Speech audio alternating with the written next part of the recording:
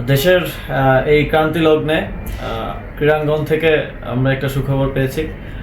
বাংলাদেশ জাতীয় ক্রিকেট দল পাকিস্তানের সাথে যেই টেস্ট সিরিজ ছিল, সেই সিরিজের 2টি ম্যাচ জেতার মাধ্যমে পাকিস্তান জাতীয় ক্রিকেট দলকে হোয়াইট ওয়াশ করেছে।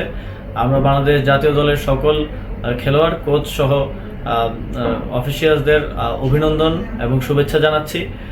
দেশের এই ক্রান্তি লগ্নে এই খবর দেশের জনগণের মনে কিছুটা হলেও স্বস্তির সঞ্চার করবে। আমরা ক্রীড়াঙ্গন থেকে এরকম আরও সুখবর পেতে চাই এবং তার জন্য ক্রীড়াঙ্গনকে সুষ্ঠুভাবে সুন্দরভাবে গড়ে তোলার জন্য আমরা কাজ করে যাব। আমাদের জন্য গৌরবের এবং এজন্য আমি জাতীয় দলকে অভিনন্দন এবং শুভেচ্ছা জানাই। যেই জুলাই বিপ্লবের যে স্পিরিট, এটা আমরা স্পোর্টসের ক্ষেত্রেও দেখতে পাচ্ছি। আসলে আমাদের খেলোয়াড়রাও তো আমাদেরকে বিশ্বের দরবারে আমাদেরকে রিপ্রেজেন্ট করেন।